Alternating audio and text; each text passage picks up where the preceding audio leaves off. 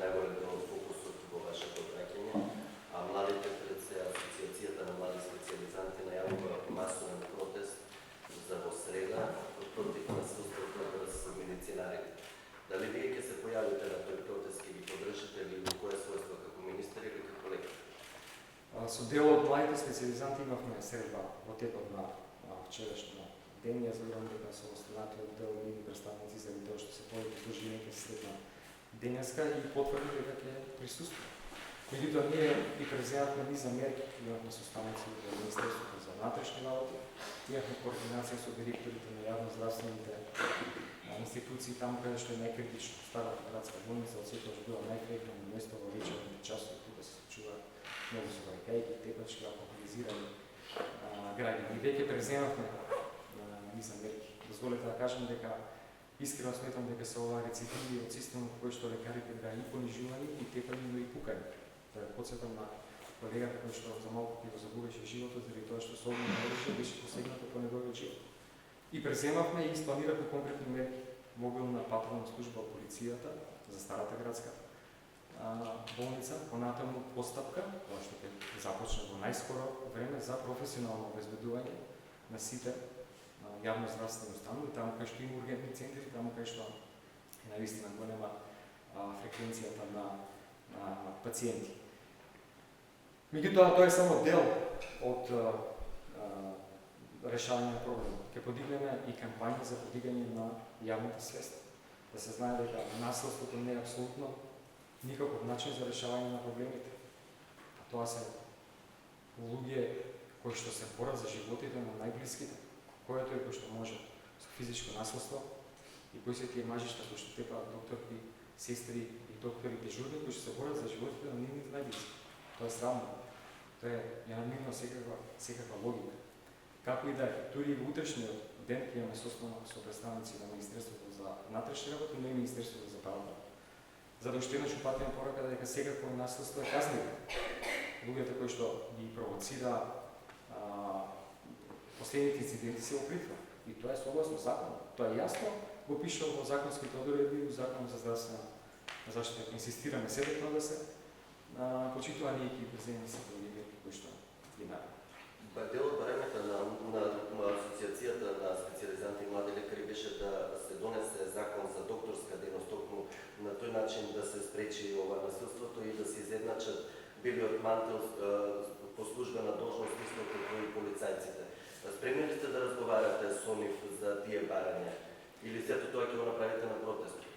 Мора да потенцирам дека законот е веќе готов. Ние го изготвивме законот, беше поставен електронскиот систем и сега треба да се пушти соодветна процедура. Сите тие барања се веќе ставени. Тоа е закон кој што го донесовме и заедно го работевме со лекарската комора. Значи, ние веќе сме чекор напред. Меѓутоа, сакам да кажам дека сметам дека тоа не е доволно. И затоа ќе ги покренеме и овие сите други механизми, како со работа со полицијата, Министерството за правда, така подигање на кампања за јавната свест и обезбедување на професионално обезбедување на овие објекти. Господин Филипче, што ќе се случи со приватизацијата на брзата помош? Дали тоа ќе им кошта повеќе на граѓаните кога ќе сакаат да го употребат тоа? Приватизација на било кој дел во здравствениот систем заради промоција на природно јавните партнерства не е вистинскиот збор.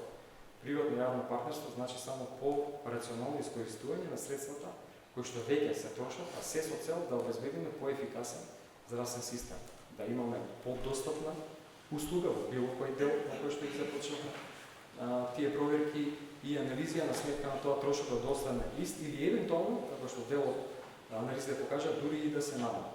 Во никој случај било која здравствена услуга за пациентите како трошок нема да значи зголемена партиципација од нивна страна. И тоа веднаш да го кажам на почетокот. Но за било која таква поставка, ние како што најавивме текот на вчерашниот ден, во месец октомври, ќе отвориме јавна дебата.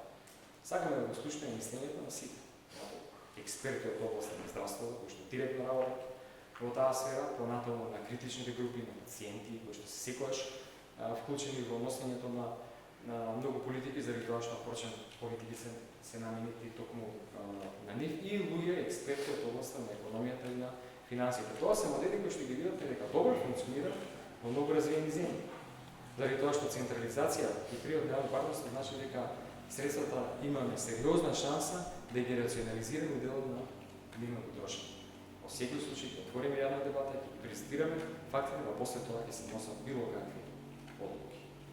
Пред 2-3 месеци ја го најавите пребројањето на капитацијата за матичните лекари. Дали е прецизирано кога би се случило тоа и за колкав процент од прилика и кога би се покачала капитацијата на матичните?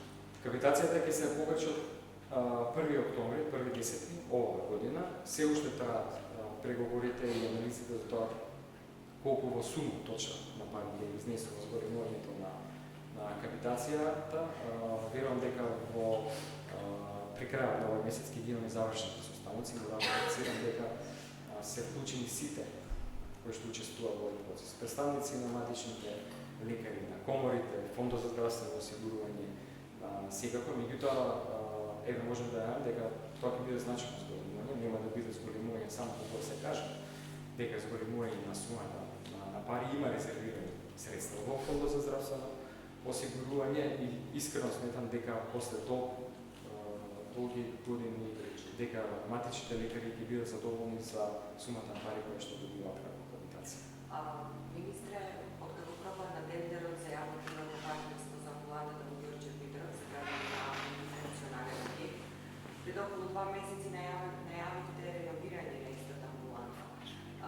Започна ли реновирањето, што се случува таму сега?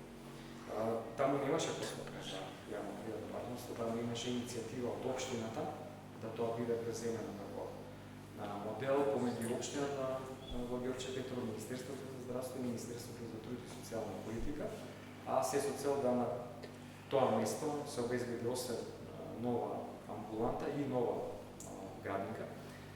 Тоа што ние го чекавме до сега, а зашто веќе имаме овој план, беше ребаланс на буџетот и веќе во периодот кој што следи ќе започне реновирањето на амбулантите. Дел од амбулантите се во рамки на здравствениот дом во Скопје, дел се широм државата, планираме реновирање на 30 такви објекти, со оглед на тоа што е амбулантата во Ѓорче Петров е на листа на најлоша инфраструктурна состојба, тоа ќе биде приоритет.